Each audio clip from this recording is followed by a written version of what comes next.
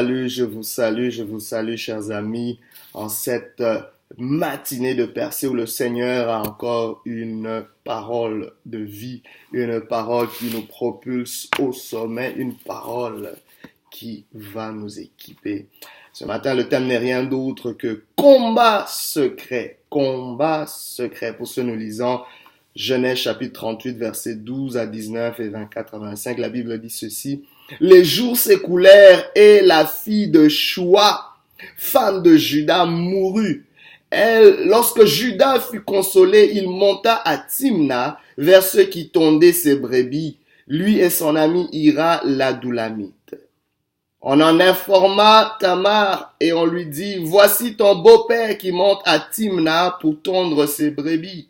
Alors elle ôta ses habits de veuve. Elle se couvrit d'un voile et s'enveloppa, et elle s'assit à l'entrée d'Énaïm sur le chemin de Timna, car elle voyait que Shéla était devenu grand et qu'elle ne lui était point donnée pour femme. Juda la vit et la prit pour une prostituée, parce qu'elle avait couvert son visage. Il l'aborda sur le chemin et dit, « Laisse-moi aller vers toi. » Car il ne connut pas que c'était sa belle-fille. Elle dit, « Que me donneras-tu pour venir vers moi ?» Il répondit, « Je t'enverrai un chevreau de mon troupeau. » Elle dit, « Me donneras-tu un gage jusqu'à ce que tu l'envoies ?» Il répondit, « Quel gage te donnerai-je » Elle dit, « Ton cachet, ton cordon et le bâton que tu as à la main. » Il les lui donna, puis il alla vers elle, et elle devint enceinte de lui. Elle se leva et s'en alla, elle ôta son voile et remit ses habits de veuve. Environ 3 mois après, on vint dire à Juda, Tamar, ta belle-fille, s'est prostituée, et même la voilà enceinte à la suite de sa prostitution. Et Juda dit, faites-la sortir et qu'elle soit brûlée. Comme on l'a menée dehors, elle fit dire à son beau-père, c'est de l'homme à qui ces choses appartiennent que je suis enceinte. Reconnais, je te prie, à qui sont ce cachet, ces cordons et ce bâton. Juda les reconnut et dit, elle est moins coupable que moi, puisque je ne l'ai pas donnée à Shéla, mon fils, et il ne l'a connue plus. Combat secret. Le combat que tu vis intérieurement, loin du public et dans la solitude, peut devenir une prison pour toi. C'est un combat que tu vis de façon consistante, qui est tellement intime, cher à ta vie, qui dérange, mais un combat que tu ne peux pas partager avec autrui, mais qui finit par devenir une prison. Notre vie privée, comme on l'appelle, peut devenir une prison à cause de l'accès interdit ou exclusif. Elle est privée parce que personne n'y a accès. La prison aussi est exclusive en passant. Une prison a pour caractéristique de réglementer ou de contrôler ou de réduire les visites, de réduire l'accès. Qui a accès à ce combat secret? Mais Dieu ce matin veut s'inviter dans ta vie privée, dans ton combat secret. Pas une visite de courtoisie, mais une visite salutrice qui va te faire sortir de ce combat qui est devenu une prison. Pour certains, il s'agit peut-être de ce qu'on t'a fait subir dans ta vie. Peut-être des choses pour lesquelles tu t'en es pas remis. D'autres, c'est peut-être l'injustice, ou l'impunité, ou encore une vie passée chargée. Je ne sais pas, d'autres, c'est peut-être des habitudes passées qui commencent à revenir de temps en temps. Mais peu importe ce combat secret, Dieu veut te visiter dans cette angoisse, dans ce combat qui est devenu une prison. Quel est ce combat qui ne finit pas? Quel est ce combat qui doit t'enfermer toute une vie? Oui, nous combattons, mais c'est pour la victoire. Oui, nous combattons, mais c'est pour passer à autre chose. Quel est ce combat secret qui te ronge au-dedans comme une gangrène? Ce matin, Dieu a une parole pour toi.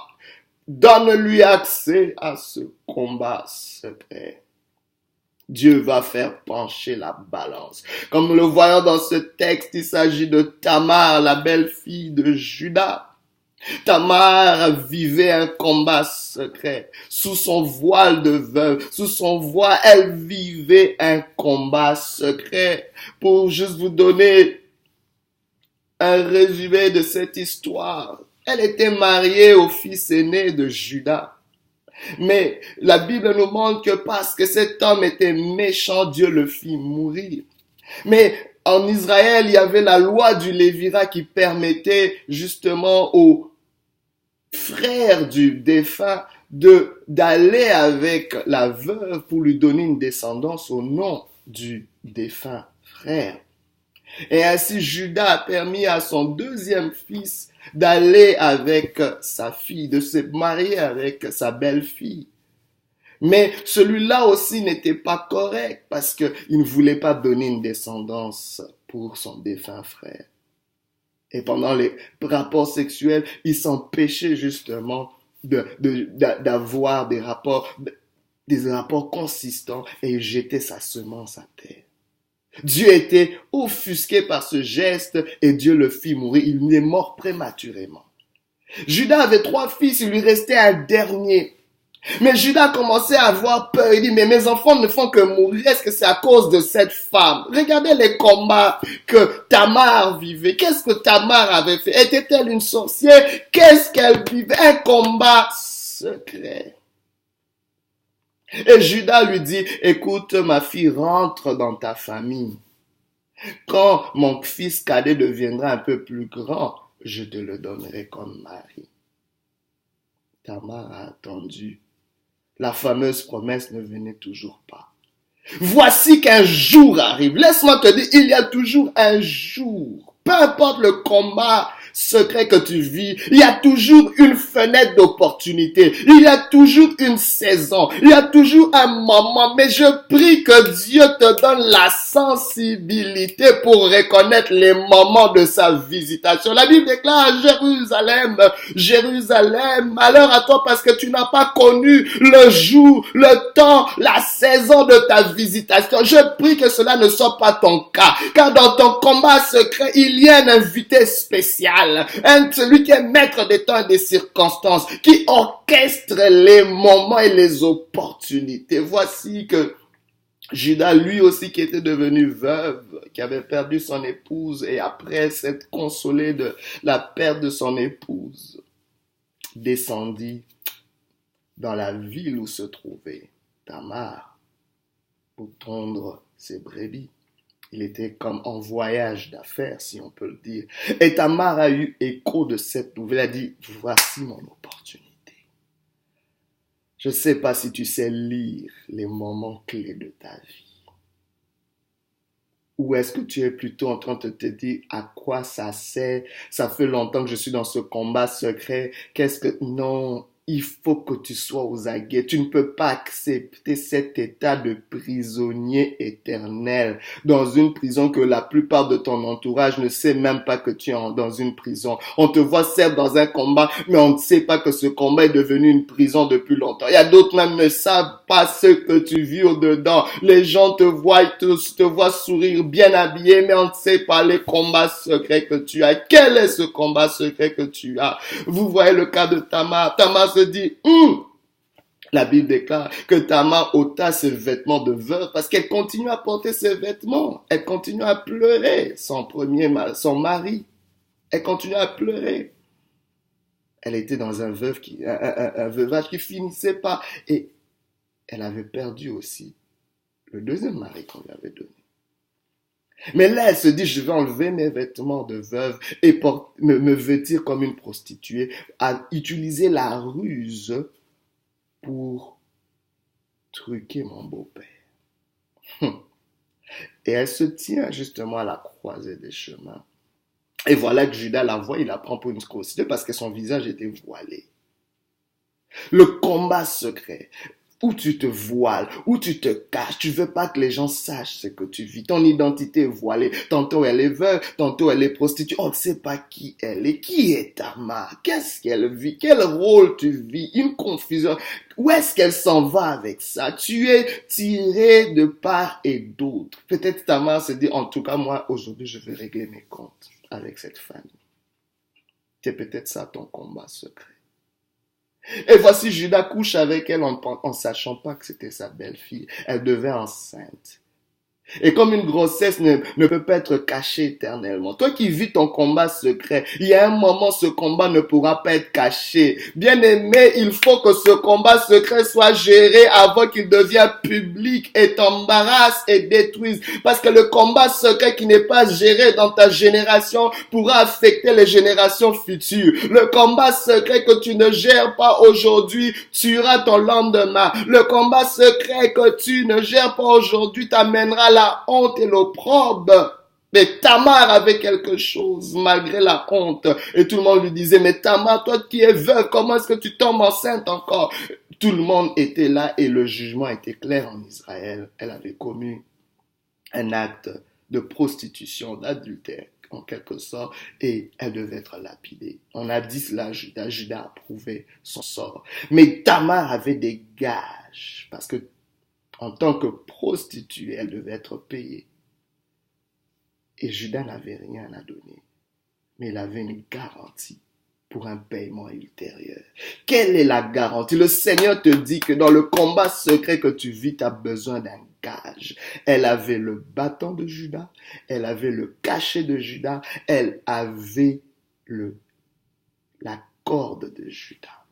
Et quand on voulait la lapider, elle a dit, j'ai des gages. Dites-moi, Judas, elle a envoyé dire à Judas, la personne qui m'a mis enceinte, c'est la personne qui possédait ces symboles, ces instruments, toutes ces choses, ce gage.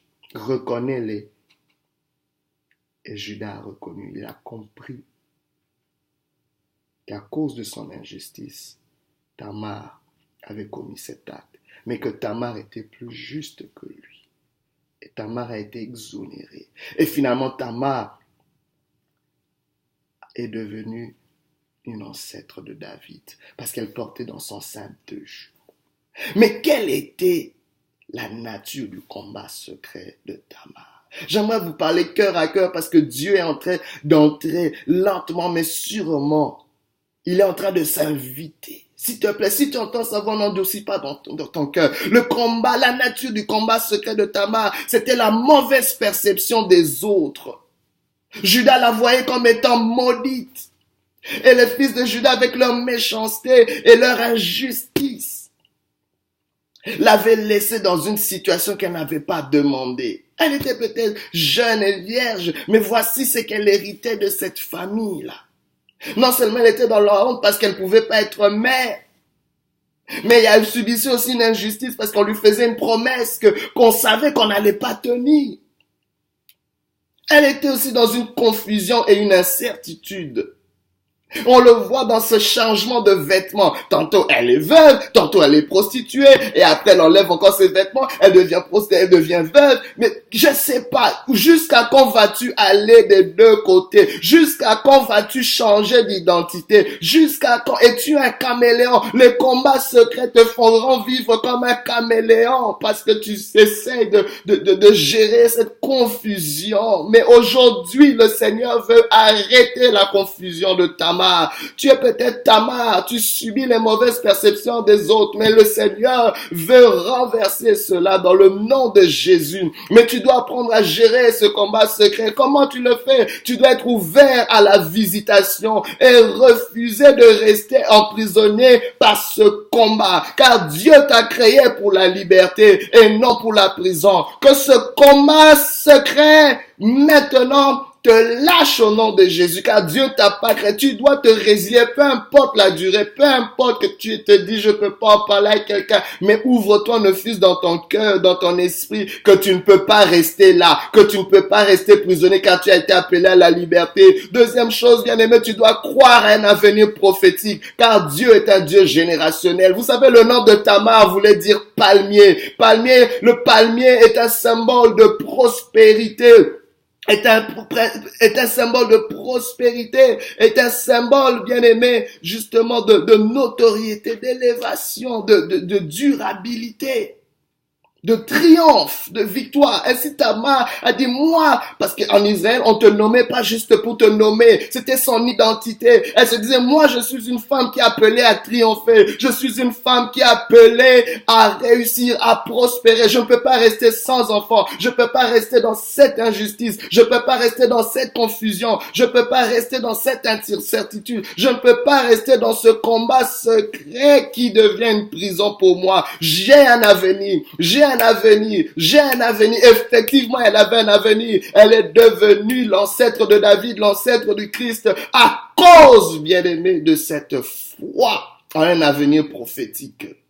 Elle a perçu. Et autre chose, bien aimé, il faut rester loyal à l'alliance divine et à tout ce qui te rattache à cette alliance, car Dieu est un Dieu d'alliance. Dieu n'est pas seulement un Dieu générationnel, Dieu n'est pas seulement un Dieu de liberté, mais il est aussi un Dieu d'alliance. Tu dois saisir cela. C'est ainsi Tamar aurait pu aller dans une autre famille. Tamar aurait pu aller ailleurs, mais elle est restée attachée à cette famille-là parce qu'elle savait que c'était la famille des patriarches. Elle connaissait la bénédiction qui avait été léguée à Abraham, à Isaac, à Jacob et qui aussi devait revenir sur la vie de Judas et ses enfants. Elle s'accrochait, elle se dit, je ne parle pas loin de cette famille. Il faut que le Seigneur me donne une solution. Ici, elle reste attachée à cette alliance. Autre chose, c'est prendre une initiative et saisir les opportunités. Les opportunités sont des risques positifs. C'était un risque pour Tamar de faire ce qu'elle a fait. C'est peut-être, on peut tous dire, condamner Tamar, mais comment elle a truqué son beau-père, elle est devenue prostituée. Là n'est pas notre chose. Là, nous voulons simplement comprendre que elle a saisi une opportunité. Elle a pris une initiative. Ne reste pas les bras croisés dans ce combat secret. Prends une initiative. Saisis l'opportunité. Prends une initiative. C'est peut-être un risque, mais un risque qui peut engendrer quelque chose de positif. La foi te poussera à agir de façon non conventionnelle. Elle a agi de façon non conventionnelle. Il y a une fenêtre d'opportunité, un moment clé, mais tu dois le saisir. Saisis ton moment. Il y a toujours une fenêtre, même dans ta prison, même aussi longtemps que la prison a duré. Il y a toujours une fenêtre que Dieu permet pour que tu puisses échapper. Que tu puisses échapper, j'aimerais te dire, t'annoncer qu'aujourd'hui est le jour où l'Éternel est en train d'ouvrir une fenêtre dans cette parole. Une instruction t'ouvrira toujours une saison. Une révélation t'ouvrira toujours une parole. Reçois cette parole qui t'ouvre une fenêtre pour sortir de cet état de prison, de ce combat secret. Mais autre chose que Tamar a fait, Tamar n'avait jamais amené son combat en public. Tamar n'est jamais allé dénoncer son beau-père, sa belle famille. Tamar n'est jamais allé dans la place publique et dire, voici on m'a fait des promesses, on ne les a pas tenues. Voici cette famille, comment elle m'a traité. Tamar l'a jamais fait. Mais aujourd'hui, dans cette ère de l'information, dans cette ère des médias sociaux, nous sommes toujours là à exposer nos combats secrets. N'expose pas ton combat secret avant qu'il ne soit temps. N'expose pas ton combat secret tant si longtemps que tu n'as pas des gages. Elle avait trois gages, des garanties. La première garantie qu'elle avait, c'était le cachet de Judas qui représentait l'autorité, qui représentait la gloire d'Israël. Tu as besoin de l'autorité de Dieu. Reçois d'abord l'autorité de Dieu. Ça va être ta garantie pour sortir de ce combat secret. Elle avait aussi un deuxième gage, c'était le bâton de Judas qui représentait le séjour d'Israël, le séjour de la présence de Dieu. Tu as besoin de ce séjour, tu as besoin de rester attaché à la présence de Dieu pour sortir, pour amener une atmosphère différente dans ce combat secret qui est devenu une prison. Elle avait aussi un troisième gage, c'était la corde, il représente la force. Assure-toi d'avoir la force de l'Éternel, que la joie du Seigneur soit ta force. Assure-toi de te fortifier dans la parole de Dieu, de te fortifier en l'Éternel pour, avant d'aller de porter ce combat en public. Parce que ce combat secret doit être ouvert. La Bible déclare, par ta lumière, nous voyons la lumière. La lumière luit dans les ténèbres. Que la lumière luise dans les ténèbres dans ta vie. Que tout ce qui est caché soit exposé dans le nom de Jésus-Christ. Car c'est par la lumière que tu trouveras ta délivrance. Bien-aimé, Tamar est sortie de ce combat. Elle est devenue l'ancêtre de Christ. Elle est devenue une femme de foi, de qualité. C'est l'intention de Dieu pour toi ce matin de te sortir de ce combat secret. Mais je prie que cette intention soit ta poursuite. Dans le nom de Jésus, que Dieu te bénisse et que Dieu te visite.